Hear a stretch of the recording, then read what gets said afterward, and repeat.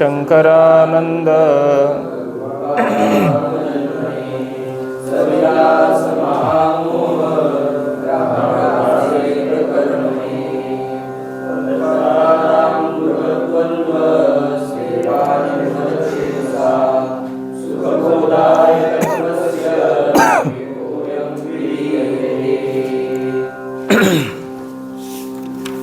सतरा श्लोक झालेत ना.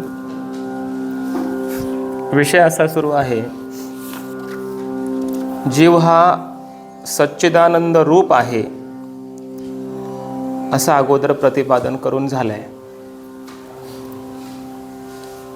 हा जो जीव आहे, आत्मा आहे, तो पंचकोशाहून भिन्न आहे, 3 शरीराहून वेगळा आहे. स्थूल, सूक्ष्म आणि कारण अशी 3 शरीर आहेत. या 3ही शरीराहून तो भिन्न आहे आणि 3ही देहाहून भिन्न असलेला आत्मा ब्रह्मरूप आहे असं प्रतिपादन पुढे करायचं आहे. या प्रकरणाचे मुख्य 3 विषय. पहिला विषय असा झाला की आत्मा हा सच्चिदानंद रूप आहे.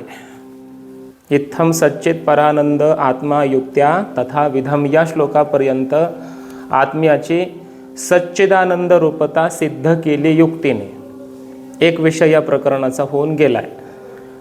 दुसरा विषय प्रतिपादन करणं सुरू आहे की हा आत्मा की जो सच्चिदानंद रूप आहे तो स्थूल देह, सूक्ष्म देह आणि कारण देह आणि यांच्या अंतर्गत असणारे पंचकोश यांच्याहून भिन्न आहे असा विषय प्रतिपादन करणं सुरू आहे.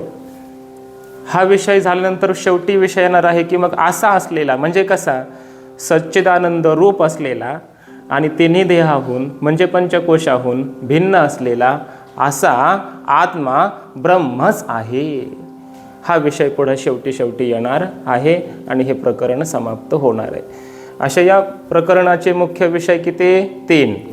पाठच करून टाकायचं. या प्रकरणाला एवढंच सांगायचं आहे, आत्मा सच्चिदानंद रूप आहे, पहिला सिद्धांत. आत्मा 3ही देहाहून पंचकोशाहून भिन्न आहे, दुसरा विषय. आणि असा आत्मा ब्रह्मरूप आहे, व्यापक आहे, असा अर्थ. समजलं ना? हे 3 विषय. आणि या 3 विषयाच्या सिद्धांताच्या माध्यमातून साधकाला एक प्रक्रिया ग्रंथकारांनी या प्रकरणातून दिली की या प्रक्रियेच्या चिंतनाने तो मोक्ष अवस्थेला प्राप्त होऊ शकतो. केवळ हे एकच प्रकरण जरी आपण चिंतनात आणलं, आपल्या साधनेत आणलं, केवळ ऐकणं नाही, साधनेत आणलं, खऱ्या अभ्यासात आणलं, तर आपण या एकाच प्रकरणाच्या आधाराने चिंतनाने मोक्ष प्राप्त करून घेऊ शकतो. अशी प्रक्रिया या प्रकरणामध्ये आलेली आहे. पंचदशीचं एक प्रकरण म्हणजे मोक्षाचा एक मार्ग आहे.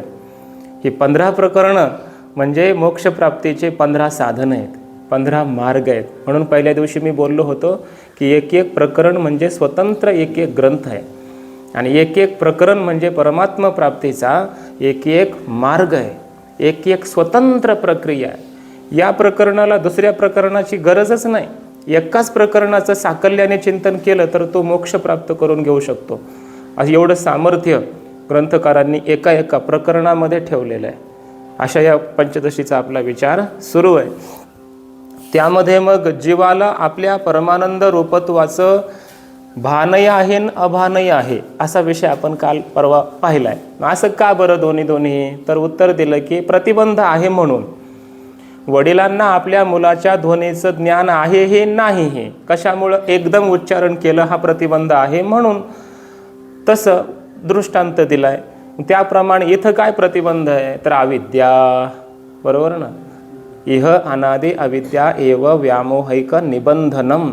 अनादि असणारी अविद्याच आपल्या या भ्रमाला, विपरीत ज्ञानाला कारण ठरते. त्यामुळं आपल्याला आपल्याच आत्मस्वरूपाच्या आनंदाचं भानय आहे सामान्य रूपाने, अभान आहे विशेष रूपाने, असं घडतं. हा विषय झाला. मग म्हटलं हे अविद्या काय आहे जरा सांगा समजून. मग त्या अविद्येचं निरूपण करण्याकरिता अविद्येची सुद्धा मूलभूत अवस्था म्हणजे प्रकृती, त्या प्रकृतीचं निरूपण आपण काल पाहिलंय 15व्या श्लोकामध्ये की जी प्रकृती कशी आहे चिदानंदमय अशा ब्रह्माच्या प्रतिबिंबानं युक्त आहे. कशी अजून? सत्व रज तम त्रिगुणात्मक अशी आहे. अशी प्रकृती आहे, मूळ प्रकृती म्हणायचं तिला, की ज्याच्यापासून जग निर्माण झालंय. तिला कोणी माया म्हणतं, प्रधान म्हणतं, अज्ञान म्हणतं, अविद्या म्हणतं, वगैरे वगैरे शब्द आहेत. पण तिला मूळ शब्द शास्त्रकारांनी दिलेला आहे प्रकृती. जिच्यापासून हे सगळे नंतर सृष्टी झालेली आहे तिला म्हणतात या जगताचं कारण, परिणामी उपादान कारणरूपा असलेली जी प्रकृती तिला म्हणायचं प्रकृती, म्हणजे उपादान कारण रूप असलेली ही प्रकृती. पुन्हा दोन प्रकारची असं सांगितलं. म्हणले कोणते दोन प्रकार आणि ते दोन प्रकार तिचे का पडले? त्या कारणासह आपल्याला विचार सांगितला 16व्या आणि 17व्या श्लोकामध्ये. सत्वशुद्धी आणि सत्व अशुद्धी या कारणाने सत्वगुणाची शुद्धी आणि सत्वगुणाची अशुद्धी या दोन उपाधींमुळे, कारणांमुळे त्या एकाच प्रकृतीला माया आणि अविद्या अशी नावं येतात. शुद्ध सत्वगुण प्रधान झाली की तीच प्रकृती माया होते आणि अशुद्ध सत्वगुण प्रधान झाली की तीच प्रकृती अविद्या होते. आणि मग त्या शुद्ध सत्वगुण प्रधान अशा मायेचा उपाधी ज्या चैतन्याने चिदाभासाने स्वीकारला त्याला ईश्वर म्हणतात. बरोबर? त्याला सर्वज्ञ म्हटलं गेलं, मग नित्यमुक्त म्हटलं गेलं, स्वतंत्र म्हटलं गेलं, सर्वशक्तिमान. का? त्याची उपाधी आहे माया आणि ते आहे शुद्ध सत्वगुण प्रधान. नंतर काय झालं? ते जी अविद्या आहे, मलिन सत्वगुण प्रधान जी अविद्या, त्या अविद्येमध्ये जो चिदाभास पडलाय, प्रतिबिंब पडलाय, त्याला म्हटलं गेलं जीव. बरोबर ना? तो कोण आहे? जीवात्मा. आणि ती अविद्या प्रत्येकाची तरतम भावाने आहे, म्हणजे वेगवेगळ्या प्रकारचे. कोणाच्या ठिकाणी कमी अविद्या आहे, कोणाच्या ठिकाणी जास्त, कोणाची जास्त सत्वगुण सत्वगुण जास्त आहे, कोणाचा रजोगुण जास्त आहे, तमगुण वगैरे. त्यानुसार देव, तिर्यक, मनुष्य इत्यादी रूपाने ते उपाधी असल्यामुळे, अविद्या वेगवेगळे असल्यामुळे प्रत्येकाचे ते जीवसुद्धा वेगवेगळे झाले, अनेक झाले, असा विषय पाहिला. त्या अविद्येलाच कारण शरीर म्हणतात असाही विषय आपण पाहिला. कारण पुढे 42व्या श्लोकामध्ये पुढे सांगणार आहेत की ज्याप्रमाणे त्या मुंजा नावाचं गवत आहे त्यापासून ती इशिका बाजूला केली जाते, त्याप्रमाणे हे पंचकोश किंवा 3 शरीरं यांच्याहून आत्म्याला वेगळं करायचं आहे आणि मग तो ब्रह्मरूप आत्मा आहे असं जाणायचं आहे. तर इथून पुढे हा विषय मग सुरू झाला की हा जो आत्मा आहे तो तिन्ही देहाहून भिन्न आहे हे सांगायचं आहे आता. मग ह्या 17व्या श्लोकापासून पुढे हे सांगायला सुरू झालं की हे जे अविद्या आहे तिलाच कारण शरीर म्हणतात. 3 शरीरापैकी तिला कारण शरीर का म्हणायचं? कारण ते स्थूल आणि सूक्ष्म या 2 देहाचं काय कारण आहे, म्हणून तिला कारण म्हटलं. आणि शरीर का म्हटलं? कारण ते ब्रह्मज्ञानाने नष्ट होते, म्हणून तिला शरीर म्हणायचं. शिर्यते इति शरीरम, या कारणाने. म्हणून ती कारण शरीर आहे, तिलाच अविद्या म्हणतात. आणि या कारण शरीराचा, या अविद्येचा म्हणजे अज्ञानाचा, मी अज्ञानी आहे, अज्ञोहम या रूपाने जो जीव अभिमान धारण करतो त्या जीवाला नाव येतं प्राज्ञ. बरोबर? आपण एक शरीर पाहिलं, कारण शरीर, आणि त्या कारण शरीराचा जो अभिमान धारण करतो त्याला म्हटलं जातं प्राज्ञ. इथपर्यंत आपला विषय आलेला आहे. प्राज्ञ म्हणजे एक जीवच, पण त्याला एक नाव आलं. काय नाव आलं? प्राज्ञ. का? प्रकर्षेन आज्ञा, मी अज्ञानी आहे असं स्वतःचा अनुभव सांगायला लागला. मला हे कळत नाही, कळत नाही, कळत नाही. हे न कळणं जे त्याचं आहे ना, हा अज्ञानाचा अभिमान आहे. अज्ञानाचा काय? त्याला मग तादात्म्य आहे, त्यानं अभिमान केला. म्हणून कारण शरीर रूपी अविद्येचा अभिमान धारण करणारा जीव त्याला नाव येतं प्राज्ञ. आणि त्याचं विशेष अभिव्यक्ती आहे सुषुप्तीमध्ये. बरोबर ना? मला काही कळत नव्हतं म्हणतो की नाही जागा झाल्यावर, मला काहीच कळलं नाही सुषुप्तीमध्ये. म्हणजे न कळणं हे त्याला कळलंच की नाही, त्याला अज्ञानाचं ज्ञान झालंच की नाही. मग ज्याला ज्ञान झालं तो जो जीव आहे, कशाचं ज्ञान झालं? अज्ञानाचं झालं. अज्ञानाचं ज्याला ज्ञान होतं त्याला प्राज्ञ म्हणतात. बरोबर ना? अज्ञानाचा अभिमान धारण केला ना त्यानं, मी अज्ञानी होतो, मला काही कळत नव्हतं. कुठं? सुषुप्तीत. याचा अर्थ सुषुप्तीत तो प्राज्ञ होता. समजलं? मग सुषुप्तीमध्ये विशेष रूपाने कारण शरीर आहे, अविद्या आहे. विशेष रूपाने का? कारण ते स्थूल देहातही आहे, म्हणजे जागृतीत पण आहे, स्वप्नात पण आहे कोण? अविद्या, अज्ञान, बरोबर ना. पण सुषुप्ती अवस्थेमध्ये विशेष रूपाने अज्ञान आहे, कारण तिथं अज्ञानच आहे, दुसरं जग तर काय नाही, विषय तर कोणता नाही आहे. त्यामुळे सुषुप्तीतील जीवाला म्हटलं जातं प्राज्ञ. एवढं पाठ करायच्या गोष्टी वेदांतातील ह्या ठळक बातम्या असतात, काही समजतंय ना. सुषुप्तीतील जीवाला काय म्हणायचं? प्राज्ञ. आणि तिथं कोणतं शरीर असतं? कारण शरीर. विशेष रूपाने कंसात विशेष रूपाने कारण शरीर कुठं आहे? सुषुप्तीत. तसं तर ते कारण शरीर जागृतीत पण येतं, बरोबर. कारण इथंही आल्यास म्हणतो मला हे कळत नाही, ते कळत नाही. हे न कळणं म्हणजे कारण शरीर असं आहे, त्यालाच अविद्या म्हणतात. अविद्या म्हणजे कारण शरीर. सा कारण शरीरम स्यात्, त्या अविद्येलाच कारण शरीर म्हणतात. समजलं ना. अविद्येचा किंवा त्या सुषुप्तीचा अभिमान धारण करणारा जीव, त्याला काय नाव येतं? प्राज्ञ. इथपर्यंत आपण आलोय, बरोबर. कारण शरीर, सुषुप्ती अवस्था, बरोबर ना. कारण शरीर अविद्या, आणि त्याची विशेष अभिव्यक्ती कोणत्या अवस्थेत? सुषुप्तीत. मग या कारण शरीराचा म्हणजे अविद्येचा सुषुप्ती आधी विशेष रूपाने सुषुप्तीत अज्ञानाचा अभिमान धारण करणारा जो जीव, त्याला नाव आलं प्राज्ञ. समजलं ना. इथपर्यंत आपण आलोय. आता राहिलंय काय? अजून सूक्ष्म शरीर राहिलं, स्थूल शरीर राहिलं, त्यांच्या विशिष्ट अवस्था राहिल्या सांगायच्या. नंतर त्यांच्या अभिमानी जीवांना नावं कोणती येतात ते राहिलं. तर हा विषय पुढे आता येणार आहे, सोपा विषय. आता आज काय अवघड विषय नाही, जगत कसं झालं ते सांगणार आहे. इथपर्यंत आपला विषय झाला. श्लोक नंबर 18ची अवतरणिका. क्रमप्राप्तम सूक्ष्म शरीरम तदुपाधिकम जीवम व्युत्पादयितुम तत्कारण आकाशादी सृष्टीम आह. आता क्रमाने प्राप्त कोणतं शरीर आहे? सूक्ष्म शरीर. कारण शरीर सांगितलं, आतून बाहेर येतोय आपण, बरोबर ना. सगळ्यात आतमध्ये कोण आहे? कारण शरीर. त्याच्या अलीकडं कोण आहे? सूक्ष्म शरीर. त्याच्या अलीकडं कोण आहे? स्थूल शरीर. त्याच्या अलीकडं कोण आहे? त्याच्या अलीकडं पुन्हा कारण शरीर. संपलं ना. आज काय शरीर आहे? शरीर तीनच आहे ना. तीनच आहे शरीर आपल्याकडं. कारण शरीर झालं, नंतर सूक्ष्म, नंतर स्थूल शरीर. आता काय शरीर राहिलं? आता झाली ना आपलं शरीराची. समजलं का? कारण शरीर, त्याचा अभिमानी जीव प्राज्ञ, हे पाहिलं आपण. आता क्रमप्राप्त काय आहे? मग दिलंय ना खाली. तर क्रमप्राप्तम सूक्ष्म शरीरम. क्रमाने प्राप्त कोण आहे आता? सूक्ष्म शरीर. ते कळालं पाहिजे की नाही? मग ते सांगण्यासाठी बघा, तद उपाधिकम जीवम. सूक्ष्म शरीर म्हणजे काय?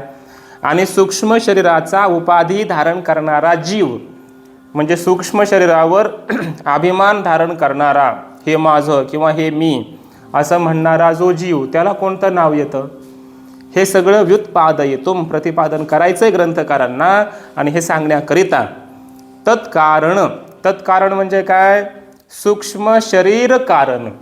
सूक्ष्म शरीराचंही जे कारण आहे, काय कारण आहे? आकाशादी सृष्टीम आह. आकाशादी जी सृष्टी आहे ते ग्रंथकार सांगतायत. कारण सूक्ष्मदेहाचं कारण कोण आहे? पंचमहाभूत, बरोबर ना. आकाश, वायू, तेज, जल, पृथ्वी वगैरे हे सगळे काय आहेत?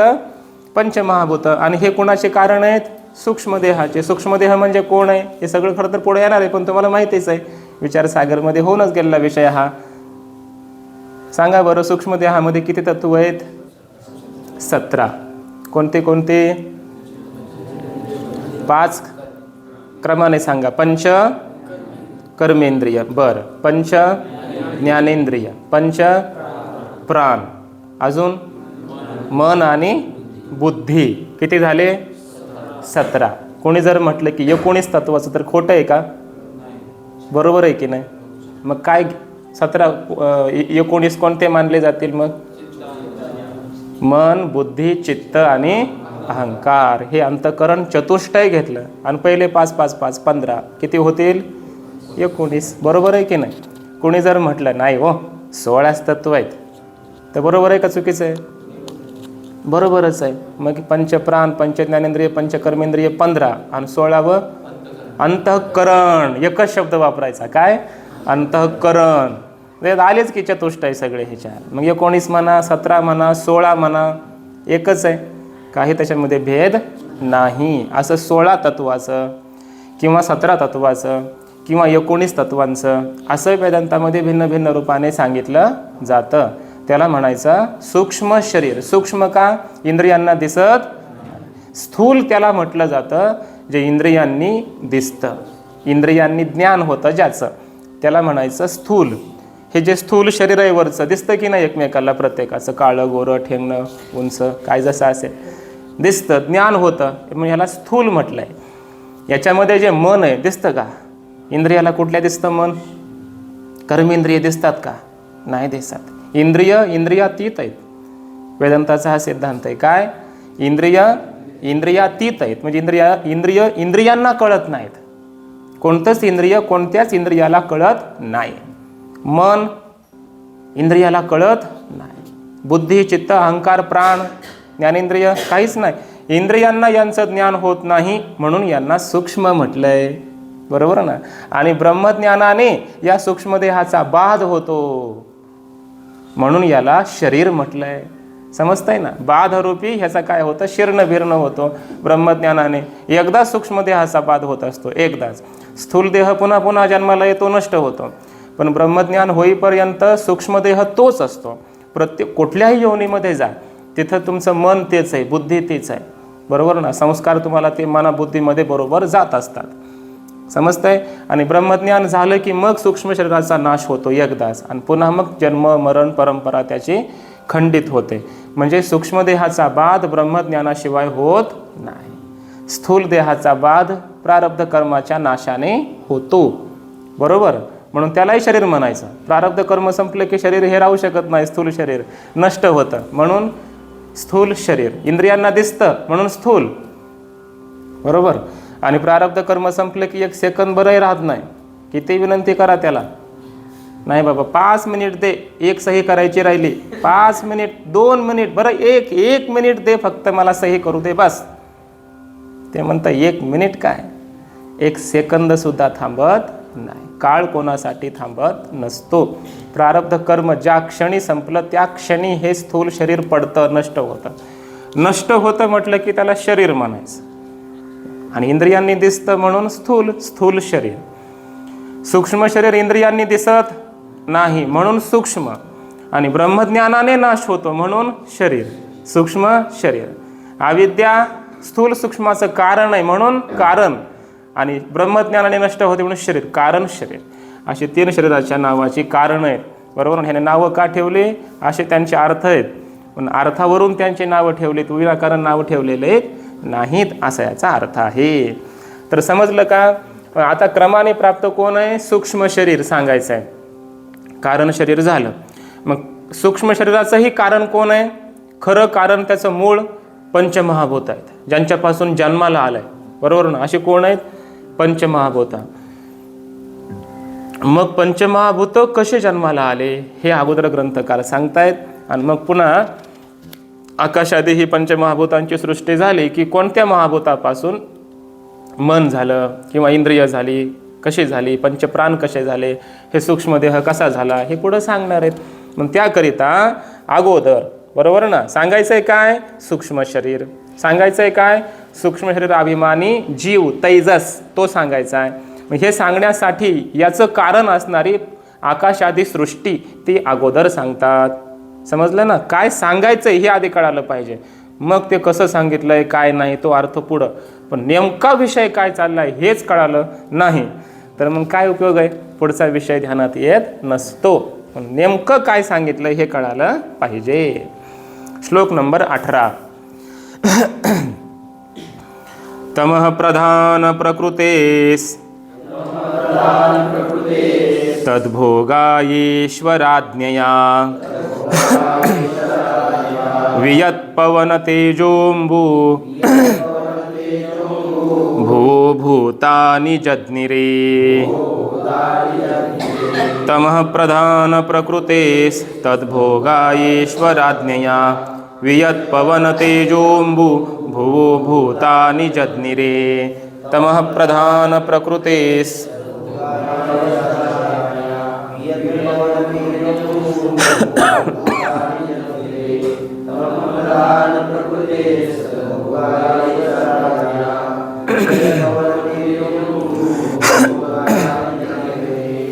पदच्छेद.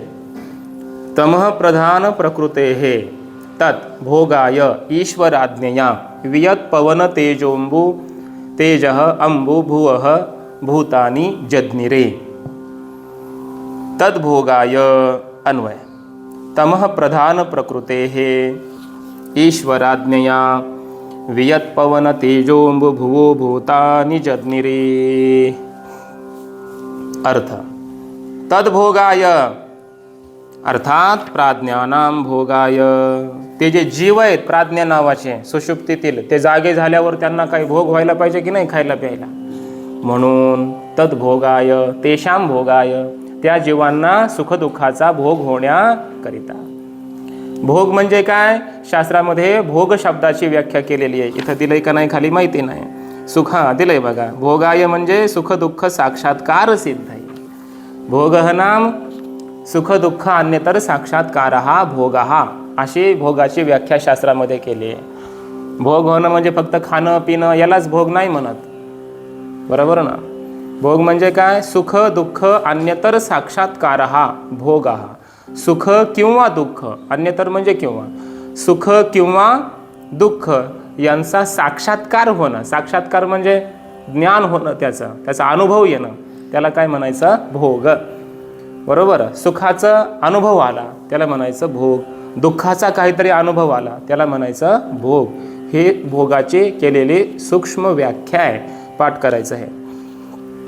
तर जीवांना अशा सुखदुःखाचा भोग होण्याकरिता तमः प्रधान प्रकृते हे तमोगुण प्रधान अशा प्रकृतीच्या द्वारा ईश्वराज्ञया ईश्वराच्या आज्ञेने वियत पवन तेजोंबु भुवः भूतानि जज्ञिरे.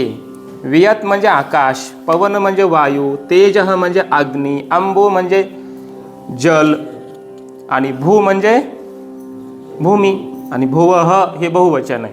भू भुवौ भुवः शेवटी बहुवचन झालं. हे सगळे द्वंद्व समास असल्यामुळे. वियच्च पवनम काय पवनश्च तेजश्च अंबुच भूश्च इति वियत पवन तेजोंबु भुवः असा द्वंद्व समास आहे. इतरेतर द्वंद्व. भूतानी जज्ञिरे, आणि त्यांच्यापासून पुढं मग हे सगळे प्राणी मात्र जन्माला आली, प्रकट झाली, असा श्लोकाचा अर्थ आहे. काय एकंदरीत अर्थ झाला, तर जीवांना सुखदुःखाचा भोग होण्याकरिता म्हणून ईश्वराच्या आज्ञेने तमः प्रधान प्रकृतीपासून पंचमहाभूत निर्माण केली. झाला अर्थ, समजतंय ना. ईश्वराने काय केलं, करुणा घन ईश्वर, त्याला काही गरज आहे का हो, पण आपल्यासाठी म्हणून, आपल्याला आपल्या पूर्वजन्मातील सुखदुःखांचा भोग व्हावा, पापपुण्याचा भोग व्हावा, याकरिता म्हणून परमात्म्याने तमः प्रधान प्रकृतीपासून, मागे सांगितलं होतं बघा, तिसरा एक प्रकृतीचा प्रकार पुढे सांगणार आहेत म्हणून. कारण दोन सांगितले होते, शुद्ध सत्वगुण प्रधान तिला म्हणायचं माया, बरोबर. मलिन सत्वगुण प्रधान तिला म्हणायचं अविद्या. हे दोन प्रकार सांगितले. आणि प्रकारांतरांच्या सूचे येते म्हटलं होतं चकाराने. अन्य प्रकार तर तो इथं सांगितलाय हा 18व्या श्लोकात. कोणती प्रकृती, तमः प्रधान प्रकृती. हे कोणती प्रकृती आहे, तमोगुण प्रधान, बरोबर ना. या कारण तमोगुणाचे पदार्थ असतात, बरोबर ना. पूजनीय डॉक्टर महाराज नेहमी सांगत असतात, सत्वगुणाचं ज्ञान असतं, रजोगुणाची क्रिया असते आणि तमोगुणाचा पदार्थ असतो. एवढं कळलं तरी भरपूर आहे. जेवढे ज्ञान चालले जगात, हे प्रकृतीतील सत्वगुणाचा विस्तार आहे. जगामध्ये ज्या हालचाली चालल्या, धावपळ चालली, प्रकृतीच्या रजोगुणाचा हा परिणाम आहे. आणि ही जी दिसणारी सगळे हे भिंती, ह्या पदार्थ वगैरे, हे जड पदार्थ आहेत ना, घटपट वगैरे सारे, हे जड पदार्थ सर्व म्हणजे प्रकृतीच्या तमोगुणाचा हा परिणाम आहे. समजतंय ना. याच्यावर सगळं जग चाललंय. मग हे पदार्थ मिळवायचे जड, त्यासाठी हालचाल करायचे आणि त्यासाठी ज्ञान मिळवायचं आहे काहीतरी, बरोबर ना. याच्यातच सगळं जग गुरफटलेलं 3 गुणामध्ये. गुणाच्या अतीत, याच्याही आतमध्ये किंवा याच्याही बाहेर असणारं जे चैतन्य आहे, त्याचं ज्ञान प्राप्त करायचं असेल तर गुणातीत व्हावं लागेल. गुणात राहून चालत नाही, असा याचा अर्थ. समजलं का? तर अशा या तमोगुण प्रधान प्रकृतीपासून ईश्वराच्या आज्ञेने जीवांना सुखदुःखाचे भोग होण्याकरिता म्हणून आकाश, वायू, तेज, जल आणि भूमी आणि त्यापासून मग वेगवेगळ्या प्रकारचे हे जीव निर्माण झाले, असा याचा अर्थ आहे. टीका. तद्भोगाय तेषां प्राज्ञानां भोगाय सुखदुःख अन्यतर साक्षात्कार सिद्धये तम प्रधान प्रकृतेः तमगुण प्रधानायाः प्रकृतेः पूर्वोक्तायाः उपादान कारणभूतायाः सकाशात् ईश्वराज्ञया ईशनादिशक्तियुक्तस्य जगदाधिष्ठातुः आज्ञया ईक्षापूर्वकसर्जनेच्छारूपया निमित्तकारणभूतया वियदादि पृथिव्यन्तानि पंचभूतानि जज्ञिरे प्रादुर्भूतानि उत्पन्नानि इत्यर्थः. समजलं का? काय समजलं? अजून फक्त वाचलेलंच आहे.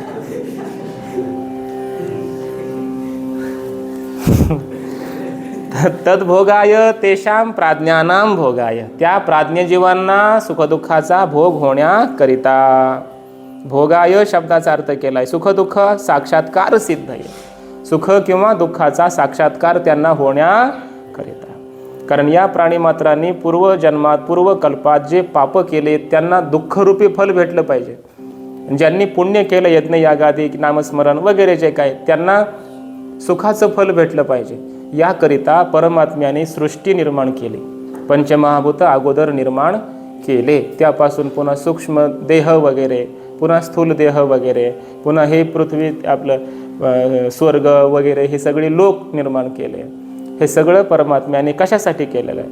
मग कुठेतरी इंद्राला बसवलं एखाद्या जीवाला, कारण पूर्वजन्मात त्यानं काही पुण्य केलं होतं. कुणाला ब्रह्मदेव केलं, कुणाला अग्निदेव केलं, कुणाला वायुदेव केलं, कुणाला काही त्या त्या लोकाची प्राप्ती करून दिली, कुणाला मनुष्य केलं, कुणाला पशु पक्षी केलं, कुणाला बैल वगैरे हे या अवस्थेला घातलं, कुणाला डुक्कर केलं, कुणाला कुत्रा केलं, कुणाला मांजर केलं. प्रत्येकाला आपापल्या कर्माची फळं परमात्मा देतात आणि त्या त्या देहाची. मग एखाद्यानं असं पाप केलंय की त्याला त्या पापाचं फल मांजरीच्या देहात जाऊन फेडवलं, मग देवाला त्याच्याकरता मांजरीचा देह मॉडेल तयार करावं आणि त्याच्यात त्याला नेऊन टाकायचं. कुणाला? त्या जीवाला. त्याला मांजर करायचं, असा याचा अर्थ आहे. समजलं ना? एखाद्याचं कर्म आहे त्याला होणे गाढव कुत्रा तुकोबराय म्हणतात. खंते ते न करा, होणे गाढव कुत्रा. आता काय खंतीच करू नका म्हटले, करा पाप काय करायचे. पुढच्या जन्मात तुम्ही मांजर, कुत्रे, डुकरं हेच होऊन येणार आहेत असं म्हणतात. मग याच्याकरिता देव एवढा करुणाघन आहे, त्यांना सुद्धा त्या देहात ते पाप पुण्य सुख दुःख भोगण्यासाठी त्या त्या देहाची निर्मिती देवच करतो. आपण तर करू शकतो का? नाही नाही, माझं असं या जन्मात मी आता पाप केलंय, आता पुढल्या जन्मात मला मांजर व्हावं लागन, मग आताच निर्माण करून ठेवा एखादी मांजर, मग मी मेलो की माझा जीव त्या मांजरीत जाईल, असं आपण करू शकतो का? हे सगळं करणारा कोण आहे? ईश्वर आहे. प्राणी कर्म सापेक्ष फलदाता म्हणतात देवाला. उलट करुणाघन आहे. आपल्याला वाटतं की कसं काय देवानं हे सगळं निर्माण असं कशाला केलं, असं ह्या नीच योनी का केल्या असतील, अशा प्रकारचे हे दुःखी हे पाप करणारी लोक जन्मालाच का घातले असतील लोकांना. काय खाऊ नये ते खातात, त्याच्याकडे आपण पाहू शकत नाही असे पदार्थ खातात लोक. एवढे पाप करणारे लोक देवानं जन्मालाच का घातले असतील असं वाटतं की नाही आपल्याला? मग ते जन्माला कशाला घातलेले असतात माहिती आहे का? कारण ते ज्यांना खातात त्यांनी ती पाप केलेली असतात अगोदर. त्यांनी असे पशु खाल्लेले असतात, त्यांनी मांसाशन केलेलं असतं, त्याचं पाप असतं. मग त्यांना ह्या जन्मामध्ये कुत्रं व्हावं लागतं, ह्या जन्मात त्यांना बकरी व्हावं लागतं, ह्या जन्मात त्यांना कोंबडा व्हावं लागतं. मग ह्यांना तसंच कापतात. हे जे आता कापले जातात ना कोंबडे बकरी, हे पूर्वजन्मातले कोण असतात? हे कोंबडी बकरी खाणारे असतात. मग ह्यांनी ते खाल्ल्यामुळं ह्यांना पाप लागलं आणि ह्या जन्मात त्यांना कोंबडी बकरं होऊन यावं लागतं आणि त्यांना मग हे कापतात. हे कापणारे कोण असतात? कापणारे पूर्वजन्मातले कोंबडी बकरी असतात. ह्या जन्मात ते तसे होऊन येतात. समजतंय ना? हे सगळी व्यवस्था लावणारा कोण आहे? देव आहे, देव ईश्वर. हे दिसत नाही आपल्याला. वाटतं काय बरं ते मुक्या प्राण्याला मारलं आहे की त्या मुक्यानं काय कुठं नाही केले, तुला काय माहिती आहे? एक वेळेस नामदेव महाराज असंच भांडले देवाला, पांडुरंगाला. म्हटले देवा कशाला रे हे असे वाईट लोक जन्माला घातले, आणि तू काय असं त्यांना असं शिक्षा देतो, हे प्राणी वगैरे मरतात, त्यांना त्रास देतात, हे ते एवढं असं तू कठोर आहेस म्हणले. तो काय विटेवर नसता उभा राहतो असा, एवढं पाप चाललंय जगामध्ये, विनाकारण हे लोक त्रास देतात, त्या प्राण्यांना हे करतात. देव म्हटले एक दिवस या विटेवर उभा राहून देव होऊन बघ म्हटले, मग तुला कळलं. आणि मग झालं. एका दिवसासाठी त्या आहे ना त्याच्यामध्ये बनला, नामदेवराय देव बनले. आणि मग बघायला लागले, त्यांना दिसायला लागलं कोणी काय पाप केलेत, कोणी काय केलेत. कारण मंदिराच्या समोर ते भिकारी वगैरे हात पाय मोडलेले असतात. नामदेवरायांना रोज ते वाईट वाटायचं बघून. ज्या दिवशी ते बघितलं नामदेवरायांनी कोणी कोणी पूर्वजन्मामध्ये काय काय पाप केलेत, त्यांना हे काय, लगेच नामदेवराय देवाकडे गेले आणि देवाला म्हटले, देवा काय करुणा का नाहीच म्हटले तो, कारण ज्यांना त्यांचे तो एकच हात तोडलास म्हटले, ह्याचे 2-2 हात तोडायला पाहिजे. ज्यांचा एक पाय तुटलाय त्यांचे दोन्ही पण तुटायला पाहिजे होते. मी असतो तर दोन्ही तोडले असते म्हणले. म्हणजे याचा अर्थ असा आहे की त्यांचीच ती पाप तशी असतात. विनाकारण देव वैषम्य नैर्घृण्य देवाच्या ठिकाणी येत नाही. समचरण समदृष्टी असा आहे देव महाराज. समचरण आहे देव. वैषम्य नावाचा दोष परमात्म्याच्या ठिकाणी कधीही येत नाही. आपण आपल्या कर्माची फळं भोगतोय. देव मोकळा नाही आपल्याला दुःख द्यायला. आपण आपल्या कर्मामुळं दुःख भोगतोय. लोकांना काय चांगलं केलं की मी केलं म्हणतात आणि वाईट केलं की देवानं केलं म्हणतात. असू द्या. समजलं का? अशा प्रकारे सुखदुःखाचा साक्षात्कार जीवांना होण्याकरिता, दुःख किंवा सुख होण्याकरिता म्हणून तमोगुण प्रधान अशा प्रकृतीपासून, म्हणजे ज्याच्यामध्ये तमोगुण प्रधान आहे, मुख्य आहे, अशा प्रकृतीपासून जी मागे सांगितली प्रकृती जगताचं उपादान कारणभूत आहे, अशी जी मागे सांगितलं ना, ब्रह्माच्या प्रतिबिंबानं युक्त असलेली, त्रिगुणात्मक असलेली अशी जी प्रकृती, बरोबर, त्या प्रकृतीपासून. पण त्याच्यामध्ये आता कोणता गुण प्रधान आहे?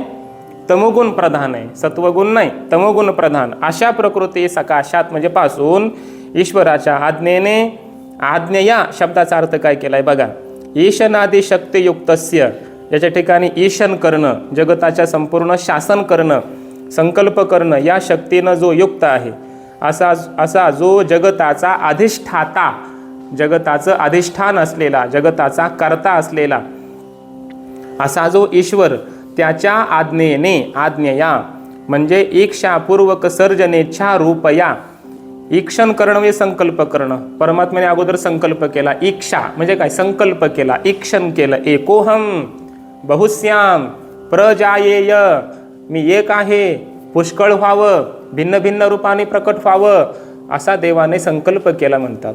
आणि मग त्या संकल्पपूर्वक सर्जनेच्छा, सर्जन म्हणजे सृष्टी, इच्छा म्हणजे इच्छा, जगत निर्माण करावं अशी इच्छा देवाला होते. आणि या इच्छा रूप असणाऱ्या अशा त्या निमित्त कारणभूतया, अजून तिला काय म्हटलंय? निमित्त कारण. जगताच्या निर्मितीला निमित्त कारण आहे कोण? ईश्वराची इच्छा. न्यायशास्त्रामध्ये 9 साधारण कारणं सांगितली, त्याच्यामध्ये ईश्वरेच्छा आहे. ईशः तज्ज्ञान यत्नेच्छा कालो दृष्टम दिगे वच प्राक प्रतिबंधका भावो काय कार्ये नवसाधारणा स्मृता. कार्य आध्यारूत आहे. नवसाधारणा हा स्मृता. 9 साधारण हेतू आहेत, कारण आहेत. ईश्वर, ईश्वर ज्ञान, ईश्वरेच्छा, ईश्वर प्रयत्न, काल, अदृष्ट, दिशा, प्रागाभाव आणि प्रतिबंधक अभाव, अशी 9 साधारण म्हणजे निमित्त कारण आहेत. त्याच्यामध्ये ईश्वरेच्छा आहे. म्हणून म्हटलं इथं निमित्त कारणभूतया, जगताला निमित्त कारण स्वरूप असणारी जी ईश्वराची इच्छा, अशा ईश्वराच्या इच्छेने काय झालं? त्या तमगुण प्रधान प्रकृतीपासून वियत आदी पृथिव्यंतानी, म्हणजे आकाशापासून पृथ्वीपर्यंत ही पंचभूतानी जज्ञी रे, ही पंचमहाभूत निर्माण झाली. प्रादुर्भूतानी उत्पन्नानी इत्यर्थः, प्रकट झाली, परमात्म्याने निर्माण केली असा अर्थ. पंचमहाभूत निर्माण केली. सांगा बरं आता काय निर्माण केलं भगवंताने आजच्या श्लोकात? पंचमहाभूत. कोणती ती? पृथ्वी, जल, तेज, वायू, आकाश. बरोबर. ही का निर्माण केले? का निर्माण केले? उगच कशासाठी निर्माण केले? जीवांना सुखदुःखाचा साक्षात्कार रूपी भोग होण्यासाठी निर्माण केली. समजतंय ना? आता ही सगळी पंचमहाभूत सुखदुःखासाठी निर्माण केली. हे सगळं सांगणं कशासाठी चाललंय? हे सगळं सांगणं या श्लोकातलं कशासाठी चाललंय? सूक्ष्मदेह सांगायचा आहे. या पंचमहाभूतापासून आता पुढे सूक्ष्मदेह होतो हे सांगायचंय. बघा, भूतसृष्टीम अभिधाय भौतिकसृष्टीम अभिदधानः आदौ ज्ञानेंद्रिय सृष्टीम आह.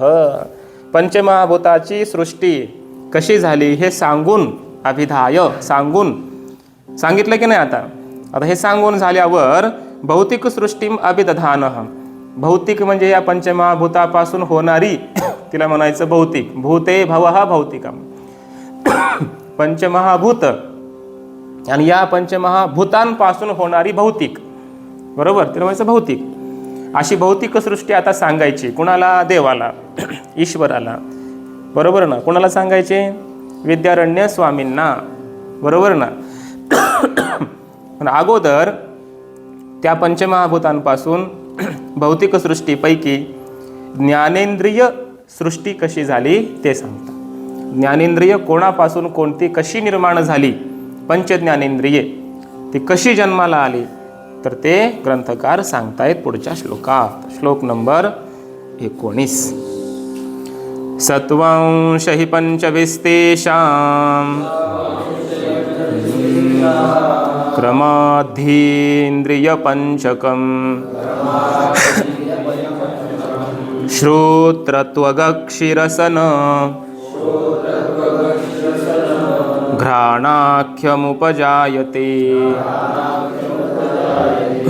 सत्वांश हि पंचभिस्तेषां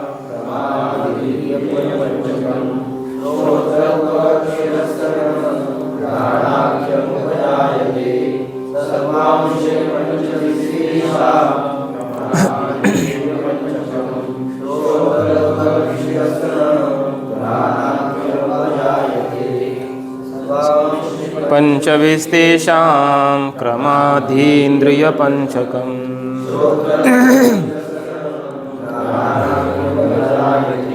सत्वांशैः पंचभिः तेषां क्रमात् धी इंद्रिय पंचकम श्रोत्र त्वक अक्षि रसन घ्राणाख्यम उपजायते.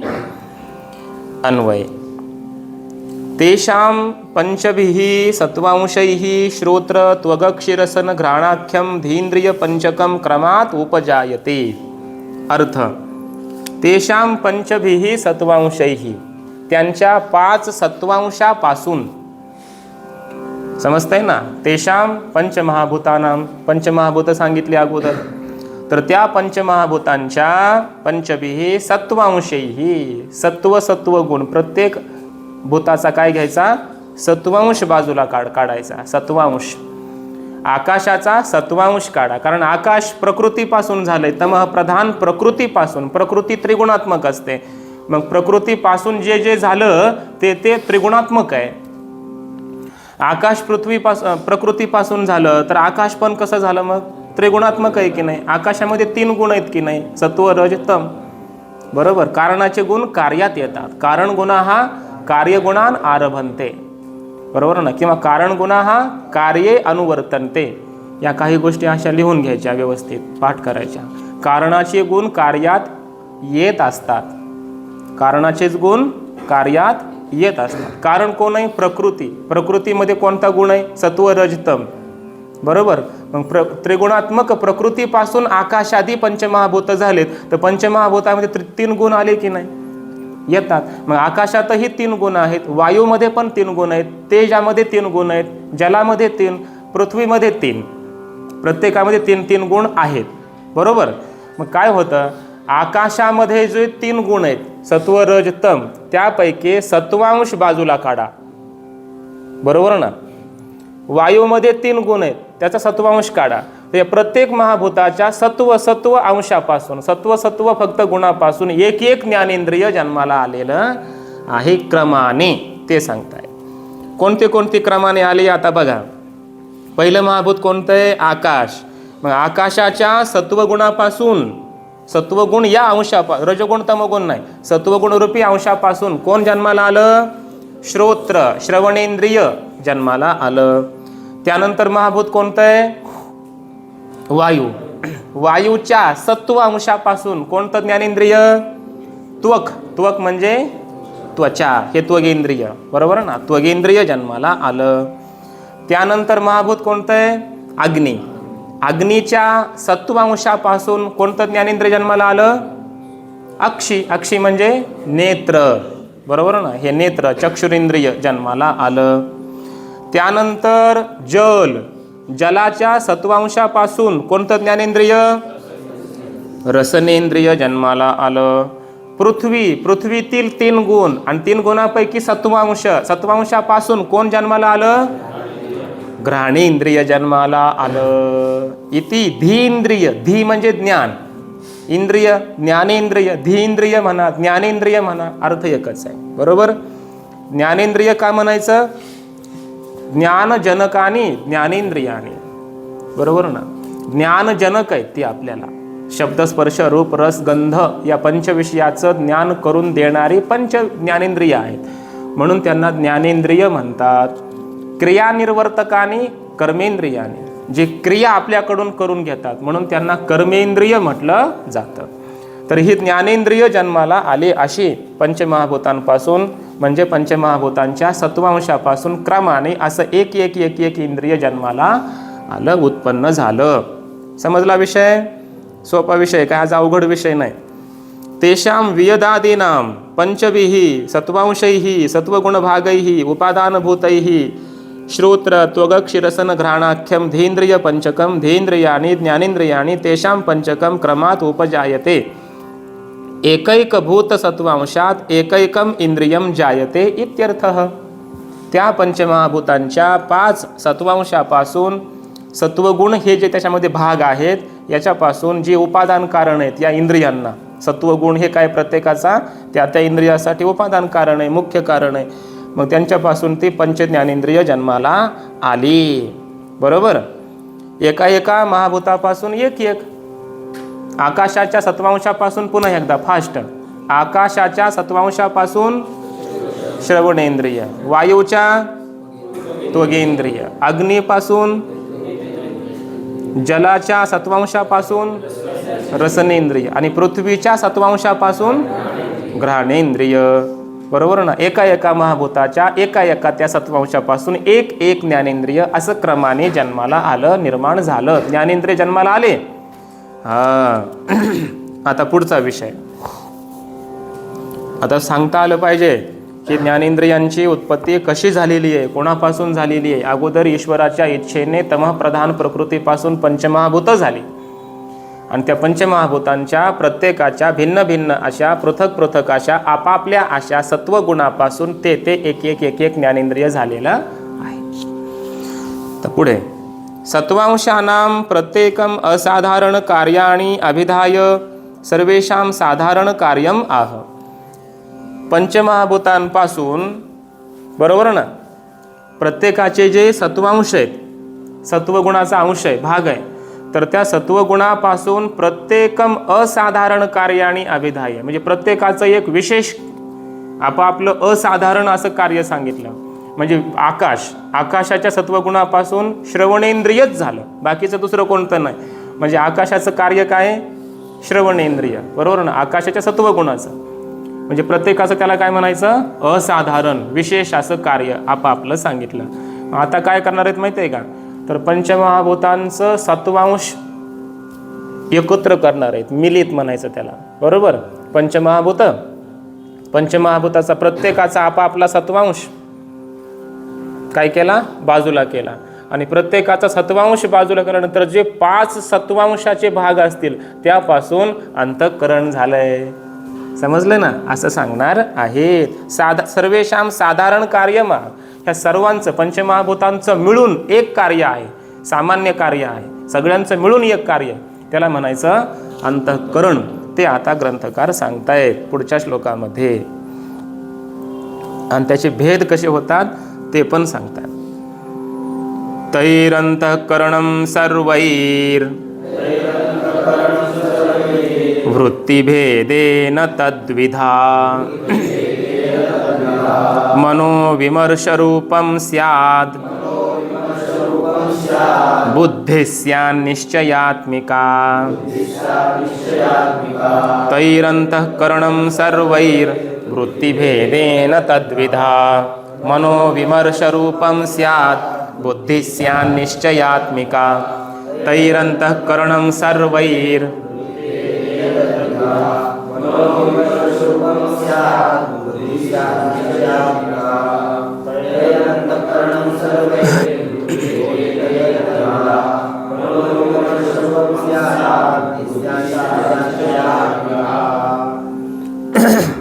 तैः अंतःकरणं सर्वैः वृत्तिभेदेन तद्विधा मनः विमर्शरूपं स्यात् बुद्धिः स्यात् निश्चयात्मिका। अन्वय तैः सर्वैः अंतःकरणं तत् वृत्तिभेदेन द्विधा विमर्शरूपं मनः स्यात् निश्चयात्मिका बुद्धिः स्यात्। तैहि सर्वैहि अंतःकरणं त्या सर्वांपासून अंतःकरण जन्माला आलं. समजतंय ना? काही भागवत कथा नाही चालली. इतकं नका शांत होऊन ऐकू, लक्ष द्या. अभ्यास करायचा आहे, चिंतन करायचं आहे आपल्याला. दिस इज नॉट पोथी. तैहि सर्वैहि अंतःकरणं त्या सर्व पंचमहाभूतापासून काय झालं? अंतःकरण. म्हणजे कसं माहिती आहे का? सर्वही म्हणजे काय? पंचमहाभूत असं दिसलं पाहिजे. पंचमहाभूत प्रत्येकाने आपापला सत्वांश बाजूला काढला, मग 5 सत्वांश झाले प्रत्येक महाभूताचे, आणि मिलित त्यांनी पुन्हा एकत्र केला, तो मिक्स केला. कोणी? पंचमहाभूताने. काय केलं? सत्वांश बाजूला केला, बाजूला करून काय केलं? मिक्स केलं. आणि मग या पंचमहाभूतांच्या मिलित फक्त सत्वांशापासून काय निर्माण झालं? अंतःकरण. म्हणून अंतःकरण पंचमहाभूतांच्या सत्व अंशापासून 5ही महाभूतांच्या मिलित अशा सत्वांशापासून उत्पन्न झालेलं आहे. कोण? अंतःकरण. मग अंतःकरण चंचल का होतंय बरं? आपलं चंचल तर रजोगुणाचं कार्य आहे. अंतःकरण तर कसं आहे? मिलित सत्वगुणाचं कार्य आहे. सत्वगुण स्थिर आहे, ज्ञानाला कारण ठरतो. बरोबर ना? याचा अर्थ असा आहे, शास्त्रकार म्हणतात, बाबांनो, तुम्ही जरी तुमच्या मनाला चंचल समजत असले तरी सुद्धा मन खऱ्या अर्थाने स्थिरच आहे. मन तुमचं किंवा अंतःकरण म्हणा तुमचं काय आहे? खऱ्या अर्थाने स्थिरच आहे. त्याचं मूळ स्वरूप सत्वात्मकच आहे. ते शांतच होऊ इच्छित आहे, पण तुम्ही त्याला अनेक इच्छा दिल्या, हे मिळवायचं आहे, ते मिळवायचं, म्हणून ते चंचल व्हायला लागलंय. बरोबर ना? जरा शांत व्हा, थोडा इच्छा सोडा, एकच इच्छा ठेवा, परमात्मा प्राप्ती. बघा तुमचं मन सात्विक होतंय का नाही? अनुभव घेऊन बघा. बरोबर आहे की नाही? म्हणून अंतःकरण खऱ्या अर्थाने स्थिरच असलं पाहिजे, कारण ते सत्वगुणाचंच कार्य आहे, रजोगुणाचं कार्य नाही. ते आपण त्याच्यामध्ये रजोगुण मिक्स करायला लागलोय, भरायला लागलोय. आपल्या जीवाच्या अनेक इच्छा आहेत ना आपल्याला, त्यामुळं आपण हे मिळवण्यासाठी ते मिळवण्यासाठी विकारांनी युक्त होतो. त्या अंतःकरणाला जे मिलित सत्वांशापासून बनले, सात्विक आहे बिचारं ते अंतःकरण, साधू आहे. त्याला आपण जसं त्या ढेकणाच्या संगे हिरा जो भंगला म्हणतो ना, तसं या जीवाच्या संगतीमध्ये अंतःकरण भंगलं. सात्विक असणारं अंतःकरण जीवाच्या संगतीमध्ये रजोगुण झालं, चंचल झालंय. खरं तर ते सात्विक आहे, मुळात सात्विक आहे. समजलं ना? कारण ते पंचमहाभूतांच्या सत्वगुणाचं कार्य आहे, म्हणून ते सात्विकच आहे असा अर्थ. तैहि सर्वैहि अंतःकरणं तत् वृत्तिभेदेन द्विधा. ते अंतःकरण वृत्तिभेदाने. वृत्ती म्हणजे कार्य. वृत्ती म्हणजे काय? कार्य. कार्यभेदाने ते अंतःकरण 2 प्रकारचं झालं. इथं 2च प्रकार सांगितलेत, तसे 4 प्रकार आहे. चतुष्टय म्हणतो आपण त्याला. मन, बुद्धी, चित्त, अहंकार. चित्त अहंकार घेतले नाही इथं, मन आणि बुद्धीच घेतलेत. बरोबर? तर ते एकच अंतःकरण 2 प्रकारचं कार्यभेदाने झालं, मन आणि बुद्धी. म्हटले मन का झालं? कार्यावरून. कोणतं कार्य करतं ते, म्हणून ते मन झालं अंतःकरण. तर विमर्श रूपम मनः स्यात्. विमर्श म्हणजे संशय. बरोबर ना? संशय घेणं हे कार्य करायला लागलं. कोण? अंतःकरण. की त्या अंतःकरणालाच मन असं नाव येतं. संकल्प केला, विकल्प केला, हे का ते, याला काय म्हणायचं? विकल्प. रज्जू आहे का सर्प आहे, स्थाणू आहे का पुरुष आहे, असा संशय यायला लागला, त्याला काय म्हणायचं? विकल्प. संकल्प करायला लागला, मैं ये करूंगा, मैं हो करूंगा, हां, याला काय म्हणायचं? संकल्प. असे संकल्प विकल्प जे करतं त्या अंतःकरणालाच मग नाव येतं मन. बरोबर. आणि बुद्धी स्यात् निश्चयात्मिका, तेच अंतःकरण जेव्हा निश्चय करतं, इदम पुस्तकम पुस्तकम एव, हे पुस्तक आहे, पुस्तकच आहे, हा घट नाही, अयम घटः घटः एव.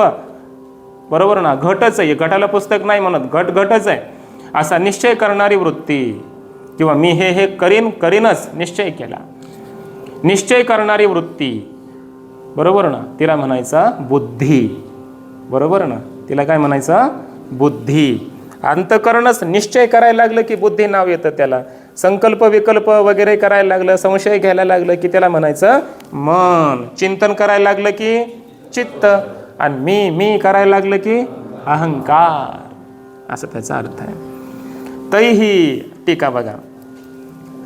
सह सत्वांशैः सर्वैः संभूय वर्तमानैः अंतःकरणं मनोबुद्धी उपादानभूतं द्रव्यम उपजायते इति अनुषंगः.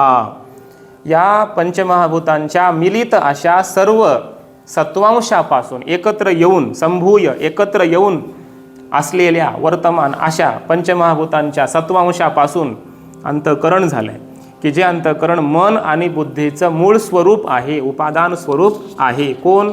अंतःकरण. कोणाचं उपादान स्वरूप आहे? मन आणि बुद्धीचं. असं जे द्रव्य, एक द्रव्य निर्माण झालं. द्रव्य का म्हटलं? कारण ते न्यायशास्त्राची थोडी परिभाषा, संस्कार असले की असं होतं. न्यायशास्त्रामध्ये मनाला काय म्हटलेलं आहे? द्रव्य म्हटलेलं आहे. अंतःकरणाला 9 द्रव्य सांगितलेत. पृथ्व्यप तेजो वायुवाकाश काल दिगात्मा मनांसी नवैव. बरोबर ना, 9 द्रव्य सांगितलेत. द्रव्य जे असतं ते उपादान कारण असतं, समवायी कारण असतं. यच्चयावत जगातील कार्याला जे समवायी कारण असतं त्याला द्रव्य म्हटलं जातं. समवायी कारणत्वम द्रव्यत्वम, अशी द्रव्याची व्याख्या केली.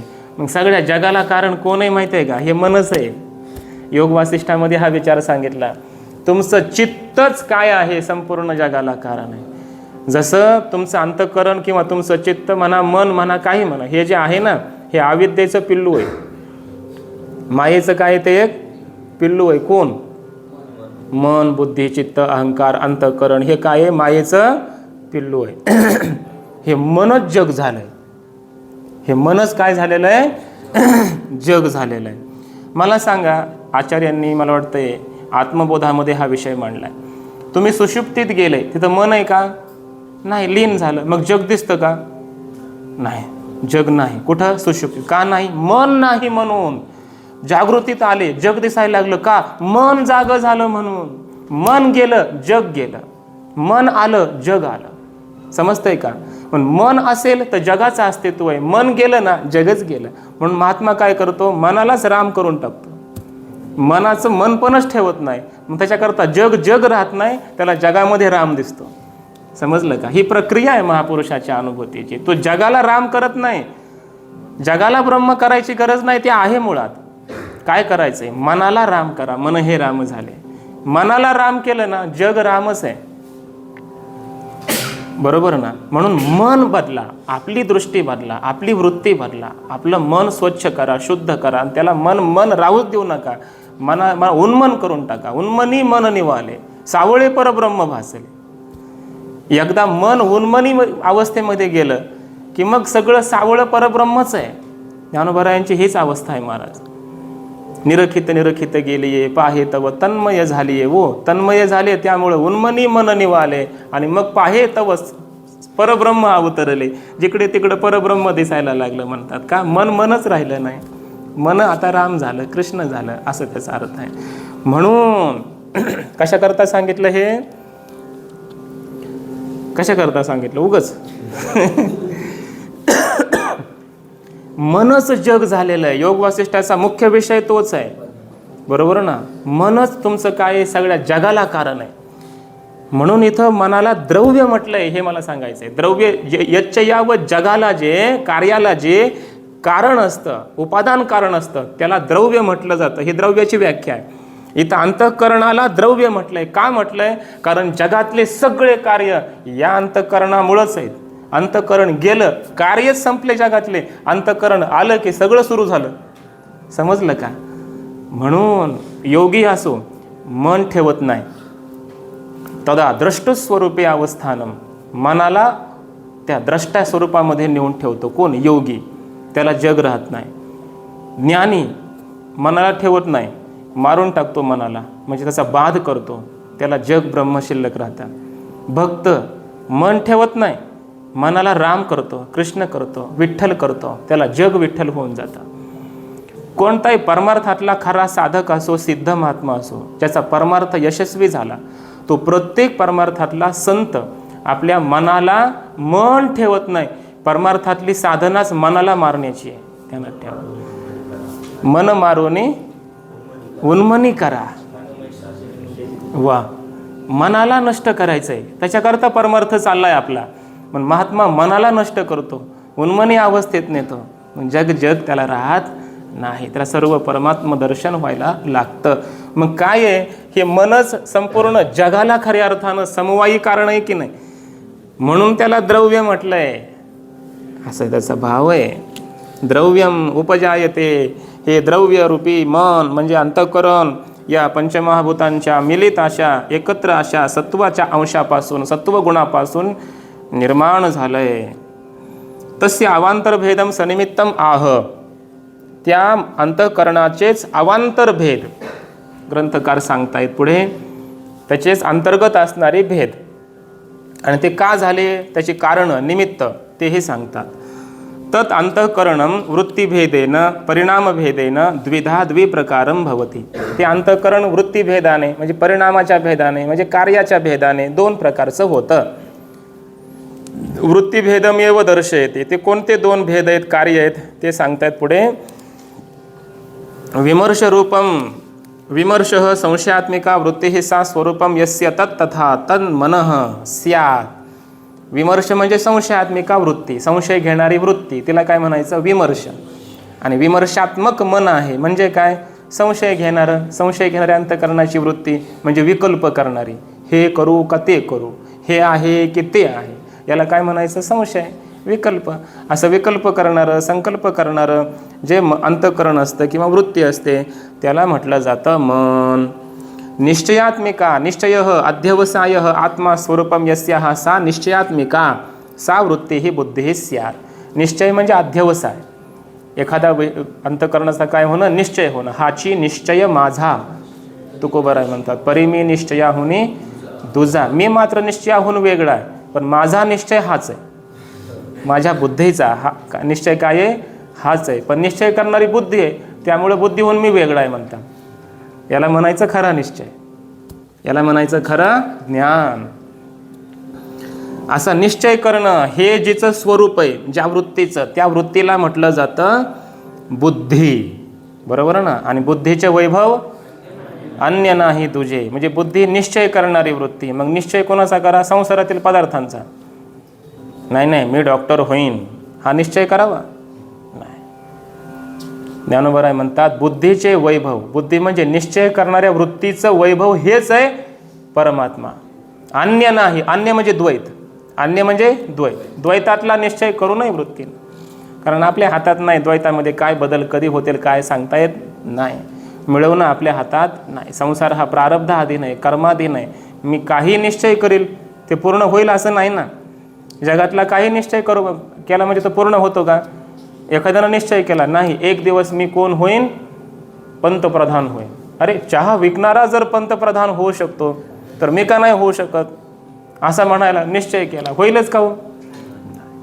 प्रत्येकाच्या नशिबात नसतं. प्रत्येकाचं प्रारब्ध वेगळं आहे. मी हे मिळवीन, ते मिळवीन, हे करीन, ते करीन, माझा पक्का निश्चय आहे, मी हे.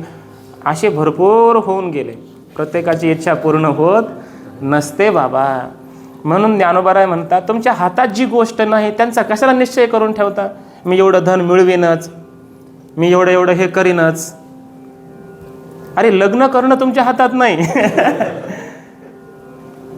आहे का हातामध्ये? कित्येक मुलं पडलेत गावोगावी तसेच. गावात 200 300 पोरं आहेत. आमच्या शेतामध्ये जवळजवळ 15-20 गावांचीच वस्ती आहे. तिथं 40-50 पोरं आहेत. गाव 5,000 लोकसंख्येचं वेगळंच. तुमच्या हातात काय आहे? तुम्ही काही निश्चय कराल काय पूर्ण होणार आहे का? काहीच नाही महाराज आपल्या हातात. कधी काय बदल होईल, जगामध्ये परिणाम बदल होईल सांगता येत नाही. आपल्या जीवनात काय होईल सांगता येत नाही. आपलं जगणंच आपल्या हातात नाही. कधी मृत्यू येईल सांगता येत नाही. त्यामुळे संसारातले निश्चय करून उपयोग नाही. फोलकट आहेत, व्यर्थ आहेत, मोघ आहेत ते. मग निश्चयच करायचा आहे. तर निश्चय नावाच्या वृत्तीचा जर खरा उपयोग काय असेल तर परमात्मा, अन्य नाही दुजे, परमात्माच आहे निश्चय. मग निश्चय काय करावा? देवची होईन म्हणती ते होती. मी देवच होईन, मी परमात्मा मिळवीनच, मी माऊलींचा साक्षात्कार करूनच घेईन, मी पांडुरंगाचा प्रत्यक्ष साक्षात्कार करूनच घेईन, असा दृढ जर निश्चय केला तर हा निश्चय पूर्ण होऊ शकतो. ह्या निश्चयामध्ये पूर्ण होण्याची योग्यता आहे. संसारातले निश्चय पूर्ण होत नसतात. म्हणून ज्ञानोबा म्हणतात बुद्धीचा वापर एवढाच करा, परमात्म्याचा निश्चय करा. दुसरे निश्चय करून तुमच्या हातात नाही, उपयोग नाहीच आहे. म्हणून ऐका, विमर्श रूपम मनस्यात निश्चयात्मिका बुद्धी स्यात्. इथपर्यंत आलो. या श्लोकात काय सांगितलं? चला बोला, प्रश्न उत्तरी लगेच. परीक्षेत ना आपली परीक्षा इथंच जागेवरच. श्लोक झाला की परीक्षा. सांगा, या श्लोकामध्ये उत्पत्ती कुणाची सांगितली? अंतःकरणाची उत्पत्ती सांगितली ग्रंथकारांनी. बरोबर. अंतःकरण कसं उत्पन्न झालं कोणापासून? पंचमहाभूतांच्या मिलित सत्वांशापासून अंतःकरण जन्माला आलं. बरोबर. त्या अंतःकरणाचे 2 प्रकार. किती प्रकार? 2. कोणते कोणते? मन आणि बुद्धी. मन का म्हणायचं? संकल्प विकल्प करणारी वृत्ती म्हणून मन. बरोबर. बुद्धी का म्हणायचं? निश्चयात्मिका वृत्ती म्हणून त्या वृत्तीला बुद्धी म्हटलं गेलं. असं कार्यभेदाने अंतःकरणाला मन आणि बुद्धी अशी 2 नावं येतात. बरोबर. आणि मूळ जे अंतःकरण आहे, मूळ स्वरूप मन आणि बुद्धीचं अंतःकरण, त्याला द्रव्य म्हटलंय. का द्रव्य म्हटलंय? त्याचा एक भाव सांगितला होता मी. ते काय आहे? समवायी उपादान कारण आहे. कशाला? यच्च यावत जगाला आणि जगतातील प्रत्येक व्यवहाराला. आणि युक्ती सांगितली होते, सुषुप्तीत मन आहे का तर जगत दिसतंय का? कुठला व्यवहार होतोय का? बद्धतेचा अनुभव आहे का? मोक्षाचा अनुभव आहे का? प्रसन्नतेचा, सुखाचा, दुःखाचा, कर्तृत्व, भोक्तृत्व, जग दिसणं, ऐकणं, पाहणं, बोलणं, काहीच नाही. कुठं? का नाही? मन अभावी, मनाचा अभाव आहे म्हणून. आणि जागृतीत आला, मी बद्ध आहे, मला मोक्ष पाहिजे, मी सुखी, मी दुःखी, हे मी केलं, ते मला करायचंय, हे मला मिळवायचंय. सुरू झाला व्यवहार सर्व. कशामुळे? म्हणजे जे असेल तर जे आहे, जे नसेल तर जे नाही, त्याला कारण म्हणतात. इथं कार्यकारण भाव निश्चित होतो. मृत्तिका असेल तर घट आहे आणि मृत्तिका नसेल तर, म्हणून मृत्तिका ही घटाचं कारण. समजतंय ना?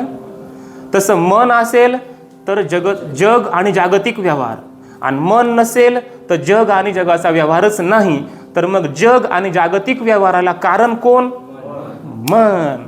म्हणून म्हणायचं त्याला द्रव्य. समजलं का? हा त्याच्यात भाव आहे. म्हणून मन करारे प्रसन्न, सकळ सिद्धीचे कारण. बरोबर ना? सकळ सिद्धीमध्ये आता जे बोललो मी ते सगळ्या सिद्धी, व्यावहारिक, पारमार्थिक, बंध, मोक्षापर्यंत सगळं. मोक्ष अथवा बंधन, सुख, समाधान, इच्छा, ते सगळं आलं की नाही? म्हणून मनच कारण आहे. मन एव मनुष्यानां कारणं बंध मोक्ष योग, बंधाय विषयासक्तम मुक्ते निर्विषयम स्मृतम. मनच बंध मोक्षाला कारण आहे, कर्तृत्व भोक्तृत्वाला कारण आहे, जन्म मरणाला कारण आहे, सुख दुःखाला कारण आहे, तिन्ही अवस्थाच्या प्राप्तीला कारण आहे, जग दिसण्याला कारण आहे आणि जग नाही दिसण्यालाही तेच कारण आहे. परमात्मा दिसण्याला तेच कारण आहे आणि परमात्मा न दिसण्याला तेच कारण आहे. समजलं ना? असं त्याचा अर्थ आहे. समजला हा विषय या श्लोकातला. आता पुढे श्लोक नंबर 21. क्रमप्राप्तानां रजोंशानां प्रत्येकम असाधारण कार्याणि आह. आता क्रमप्राप्त रजोंशानां प्रत्येक पंचमहाभूताच्या रजोगुणाच्या अंशाचं, बरोबर ना, रजोंशानां प्रत्येकम असाधारण कार्याणि आह. त्या प्रत्येक महाभूताच्या रजोगुणापासून उत्पन्न होणारं एक एक विशेष असं कार्य ग्रंथकार सांगतायत, बरोबर ना. कर्मेंद्रिय सांगतायत. पाठीमागे ज्ञानेंद्रिय सांगितले होते. प्रत्येक महाभूताच्या आपापल्या सत्वगुणाच्या भागापासून ज्ञानेंद्रिय झालं एक एक. तसं आता प्रत्येक महाभूतामध्ये रजोगुण पण आहे, बरोबर ना. म्हणून आधी सांगितलं होतं की प्रत्येक महाभूतात 3 गुण आहेत. त्यापैकी सत्वगुणाच्या भागापासून एक एक ज्ञानेंद्रिय झालं आणि मिलित सत्वगुणापासून अंतःकरण झालं. आता प्रत्येक महाभूतामध्ये रजोगुण पण आहे. मग रजोगुणापासून एक एक कार्य अगोदर सांगतात कर्मेंद्रिय आणि पुन्हा मिलित कार्य सांगणार आहेत प्राण, बरोबर ना. हा विषय येणार आहे. असाधारण कार्य सांगतायत प्रत्येकाचं विशेष रजोगुणापासून काय जन्माला आलं ते. रजोंश हि पंचभिस्तेषां क्रमात् कर्मेंद्रियाणि तु वाक्पाणिपादपायूप स्थाभिधानानि जज्ञिरे. रजोंश हि पंचभिस्तेषां क्रमात् कर्मेंद्रियाणि तु वाक्पाणिपादपायूप स्थाभिधानानि जज्ञिरे.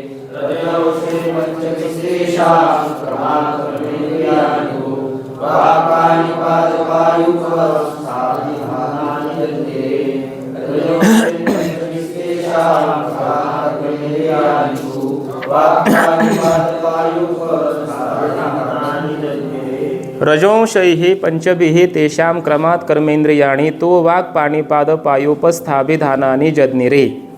तेषां पंचभिः रजोंशैः तु वाक्पाणिपादपायूपस्थाभिधानानि कर्मेंद्रियाणि क्रमात् जज्ञिरे. तर थोडं लक्ष द्या, सोपा विषय, काहीच अवघड नाही.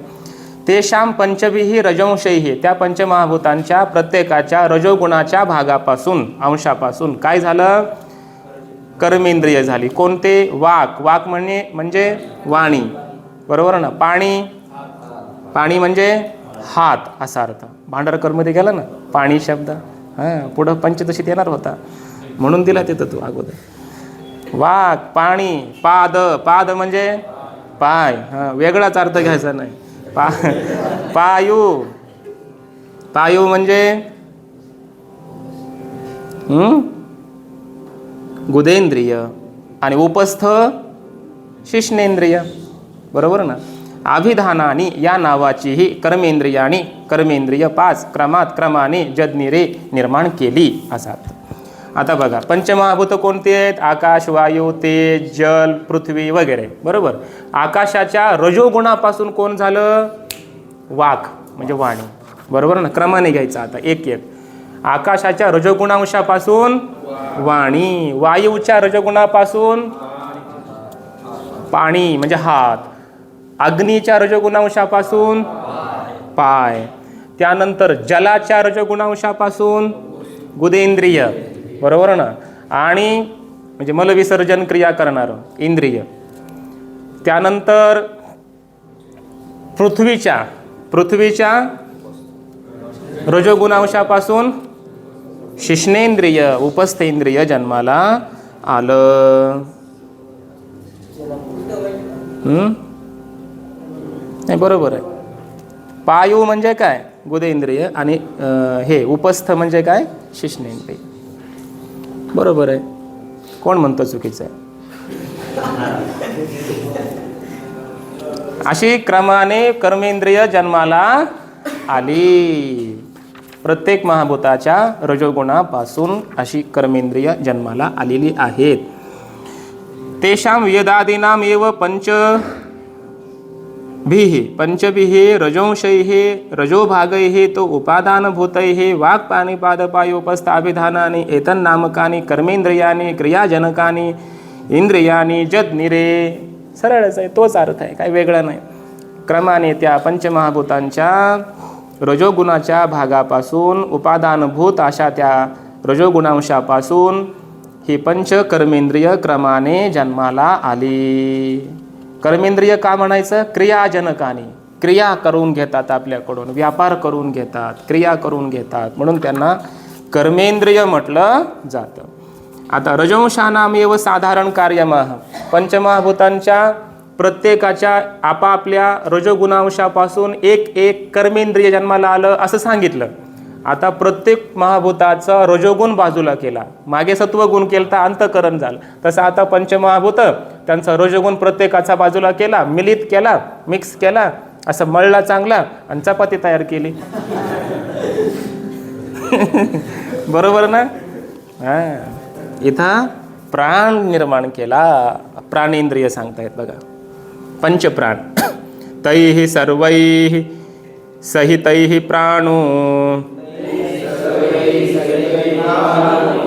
वृत्तिभेदात् स पंचधा प्राणोपानः समानश्चो दानव्यानौ च ते पुनः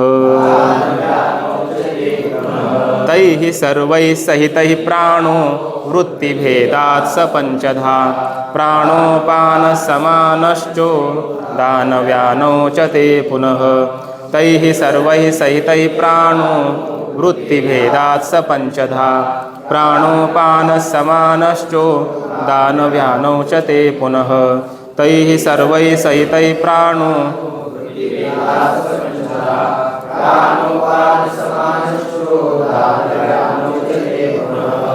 तैः सर्वैः सहितैः प्राणैः वृत्तिभेदात् स पंचधा प्राणो वृत्तिभेदात् स पंचधा प्राणः अपानः समानः च उदानव्यानौ च ते पुनः सहितैः तैः सर्वैः प्राणः सह वृत्तिभेदात् पंचधा ते पुनः प्राणः अपानः समानः व्यानः उदानव्यानौ च ते सहितैः तैः सर्वैः प्राणः. त्या सर्वांनी एकत्र येऊन, कुणी?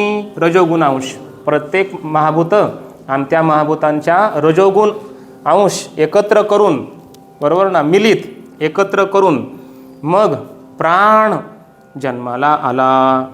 मागच्याप्रमाणे तो सुद्धा वृत्तिभेदात पंचधा, कार्यभेदाने तो प्राण 5 प्रकारचा आहे. कोणता? ते पुनः प्राण, अपान, समान, उदान आणि व्यान, त्याला अशी नावं येतात.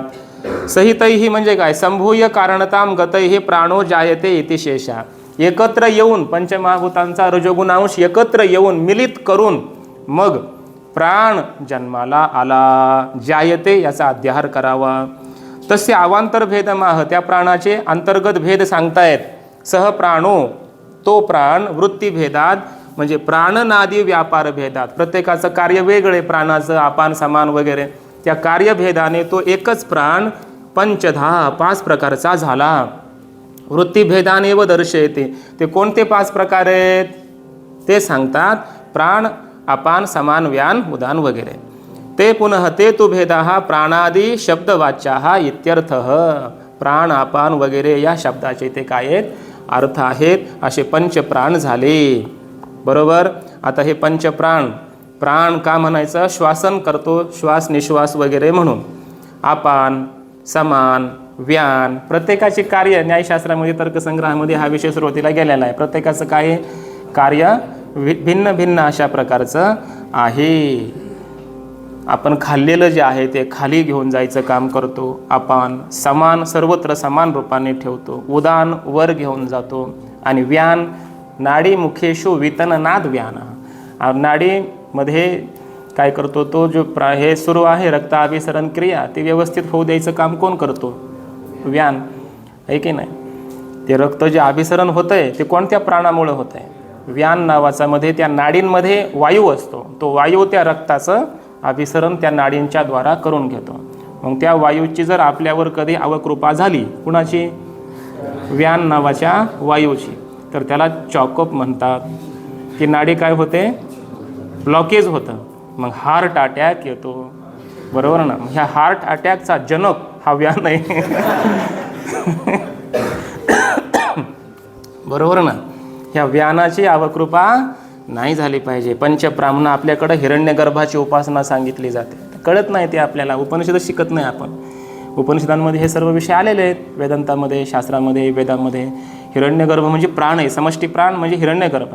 त्याची उपासना केली पाहिजे आपण, त्याची कृपा होते आपल्यावर. हे प्राणावर तर सगळं जग चाललं आहे ना, बरोबर ना.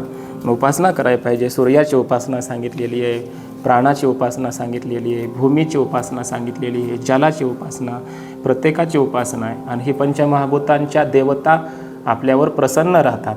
आणि मग आपल्या शरीरामध्ये त्याच असतात ना सर्व. पृथ्वी, जल, तेज, वायू, आकाश, हे इंद्रिय त्यांच्यापासूनच झाले. त्यांच्या अधिष्ठात्री देवता असतात. मग त्या प्रसन्न राहिल्या म्हणजे आपल्याला काही त्रास होत नसतो. ही अशी आपली संस्कृती आहे, बरोबर ना. असं त्याचा अर्थ आहे. बाकीचा विषय आपण उद्या घेऊ. पुंडलिक वरदा हरी विठ्ठल.